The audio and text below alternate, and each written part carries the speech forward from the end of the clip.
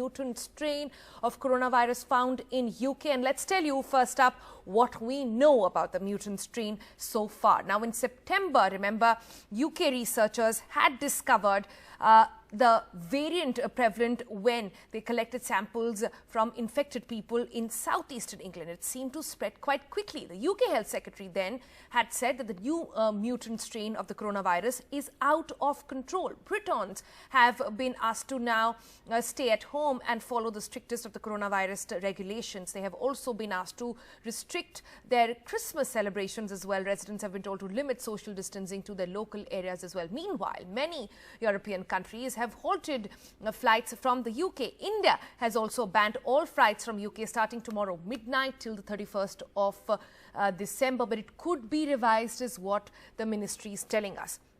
But first up, what is the new mutant strain all about? Now, although there is still no absolute certainty about the mutant coronavirus strain, three things have emerged from the spread. One, we know that it is rapidly replacing other versions of the coronavirus. Number two, parts of the virus have demonstrated mutations. And number three, some of these mutations have already found an increase in the ability to infect cells. With these three factors, it is believed that the new mutant virus strain can spread easily. The Prime Minister in UK, Boris Johnson, had said that the mutant coronavirus strain could be 70% more transmissible. The question then is it more deadly? So far, there have been no evidence to suggest that the mutant coronavirus strain is more deadly. However, that will need to be ascertained in the course of time. Increasing transmission is the cause of concern, not only for masses in general, but also for healthcare infrastructure. And now that it is spreading fast, as viruses go, the new mutant strain seems to be spreading fast. And the first case was detected back in September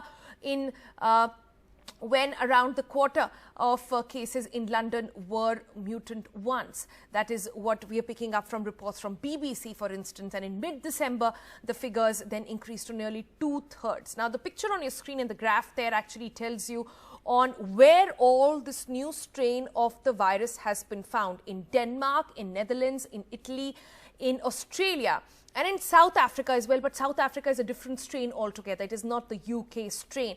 Let me also quickly tell you something on everybody's mind on how India and the Indian government what Indian government is saying about it and how India is preparing. Now, the government has said that the mutant COVID strain can pose critical risks at this point. They've also said that there is need for enhanced surveillance, containment, and may pose critical risk for the pandemic management as well. Passengers from UK transit flights to undergo RT-PCR tests as well. Remember, so far we were doing rapid tests, the antigen tests, which are quick but not very reliable. But that has been revised to RT-PCR tests, and COVID-negative UK passengers to also self-isolate for 7 days. A critical change there from what we've seen earlier as well. Let's tell you a little bit about the timeline of what is being called a super spreader COVID mutation now that's caused havoc globally. Let's bring that up for you. Now, September 20th, like I said, the new UK COVID variant identified in Kent.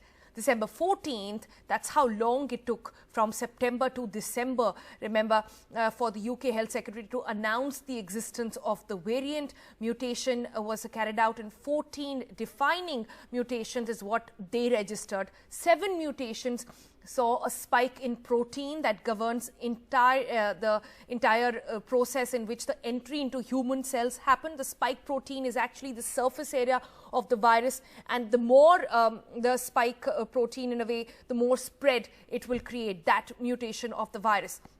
It was detected then, like I said earlier, in Denmark, in Australia, in the Netherlands as well, and it started to dominate any other existing forms and versions of COVID-19 as well. Unclear as of now if the new mutation is more dangerous, like I said, but will vaccine work as an effectively on this variant as well? That is unclear as of now. Will COVID vaccines need to be updated because of this? That is also unclear. That's something that the scientists are still working on. There's only very little we know about this just yet. Listen in to what the Union Minister Hardeep Puri had to say about this fresh havoc. Starting from 23:59 hours Tuesday, 22nd December, all flights to and from the United Kingdom will be temporarily suspended till 31st December of this year. Between now and then, those who are in the pipeline will be subjected to a 100% mandatory RT-PCR test. Those who test positive will have to be undergoing 7 days institutional quarantine. Even those who are negative, who don't have any symptoms, will be subjected to medical monitoring. All right, let's take it forward with our doctors this evening. We are joined by Vimal Kumar Rai. He's actually an aviation expert, founder and the MD for consulting services. We also have Dr. Rachna Kucheria back with us on NDTV with the very latest. Dr. Kucheria, let me start with you first. There is very little, I understand, that we know about this new variant, so-called super spreader variant of COVID-19 just yet. But what is it that the government needs to be and the policymakers need to be most careful about at the moment? Hi, good evening and thank you for having me. I'll start with a bit of Virus 101. The government and the policymakers are obviously, probably deeply in touch with the scientists, with the health governments of the UK as well, to see what's happening there. And I think it brings to focus that the collaboration between countries is essential. But I will do a quick minute of Virus 101. Viruses mutate. We know this. Viruses mutate. The influenza virus mutates every year, which is why the vaccine actually has to be updated every year. And what usually happens with viruses, and one thing is not certain yet, and we must, sort of cut down the panic or the reactionary approaches till we have the science to back this. There are new mutations that have been found in clusters in the UK, and rates of transmission have also gone up. Now, it is still not proven if the mutation is responsible for this, or is it actually human behavior? Because do remember that the UK had some tier system of lockdown in the But past that's opposite to what Boris Johnson said. The, he said that the new strain is 70% in a way that it's increasing at much more frequency than the other strains. This is very, very clear right now.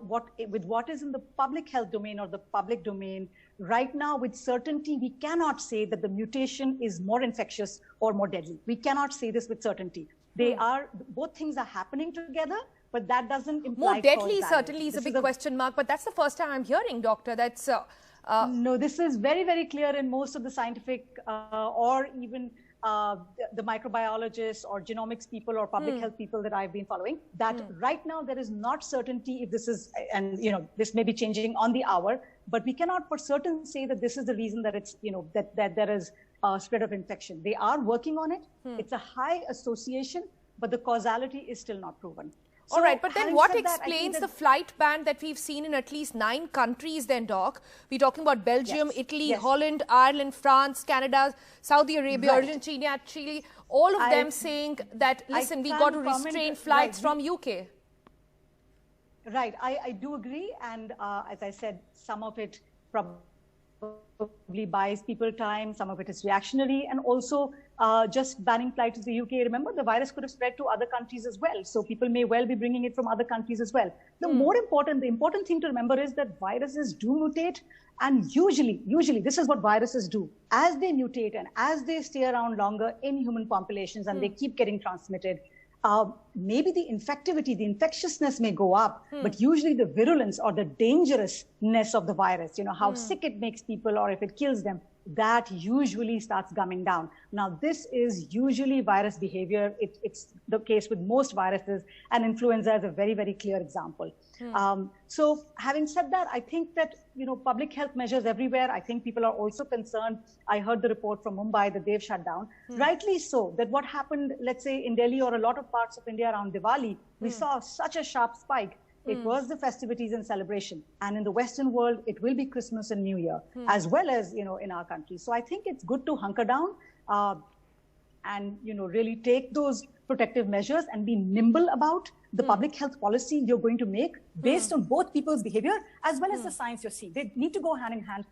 And I think that's the message that I'd like to put forward. All right. That's a lot of new information that we're getting on the program there.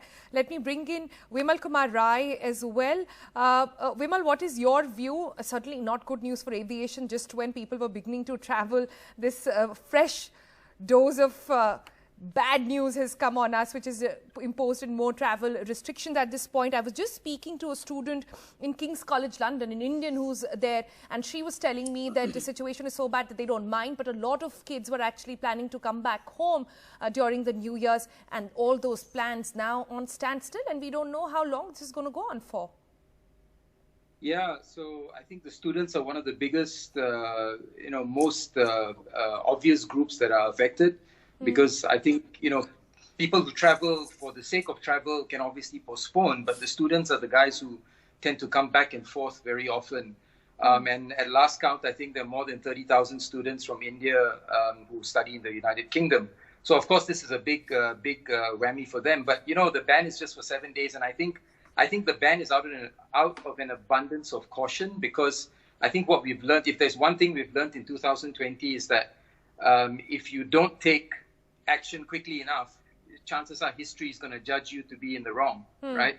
And we've seen that happen in the UK, we've seen that happen in the US, we've seen that happen in many countries, and the Asian countries, and to some extent even India, because action has been taken very quickly, we've managed to somewhat mitigate the impact of the coronavirus. But I think really, as you said, that's a bit debatable, but anyways, go on. Yeah, there's no end in sight for this. I think the ban is taken out of an abundance of caution. I think until we know more about it, whether the death rates have gone up, whether the comorbidity rates are going up, I think it's the right thing to do, because at this point of time, there's very little to lose, right? Given the lack of